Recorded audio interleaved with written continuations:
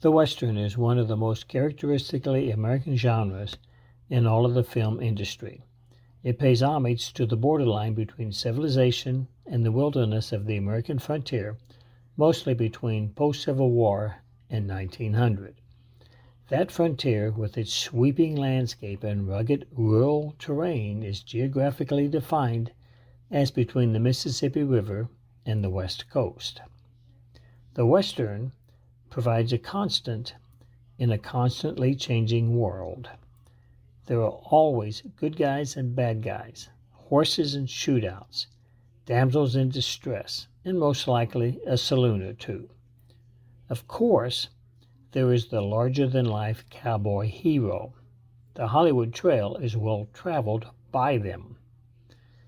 It, though, began in the early 20th century with silent films. Most of the characteristics of those early films were firmly established well before in 19th century popular Western fiction.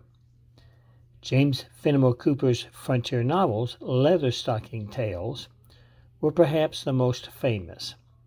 The Leatherstocking Tales is a series of 5 novels published between 1823 and 1841. It followed the adventurous life of Natty Bumppo, a mythic 18th century New York State guide and frontiersman who lived among the Indians and white pioneers and was deeply committed to a vanishing wilderness. That series of novels has been the subject of many Western films. But as a specific art form, the Western got its inspiration from the narratives found in U.S. dime novels of the late 19th and early 20th centuries. Those cheaply made books were hugely successful. The content focused on stories of the West being told about mountain men, outlaws, settlers, and lawmen who were taming the wild frontier. Many stories were based on actual people such as Billy the Kid, Wild Bill Hickok, Jesse James, and Wyatt Earp. The perception of the cowboy in those publications was not necessarily a positive one. The cowboy was often portrayed as rowdy and unscrupulous, lawless, drunk, and prone to shooting up the town.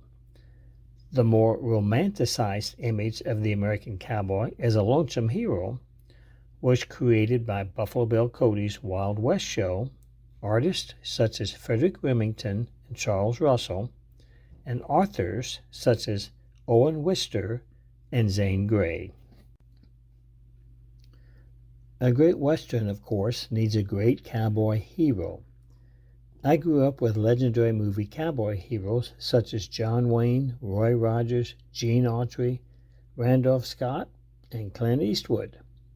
But before them, the Hollywood trail was traveled by silent era heroes led by Gilbert M. Bronco Billy Anderson, William S. Hart, and Tom Mix.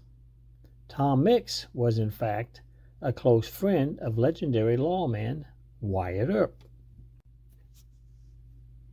The first Western, The Great Train Robbery, debuted in December 1903. Gilbert Bronco Billy Anderson, the first Western star, played several roles in the film. The 12-minute film was inspired by an actual event that occurred on August 29, 1900. Butch Cassidy and the Hole-in-the-Wall gang stopped the number 3 train on the Union Pacific Railroad track, blew open the safe, and escaped with $5,000 in cash. The Great Train Robbery was action-packed with a train robbery, a chase, and a final shootout. Produced by Edwin S. Porter and filmed in Thomas Edison's New York studio for $150, the film was hugely commercially successful. It contained the necessary components that made the Western a staple of Hollywood film industry.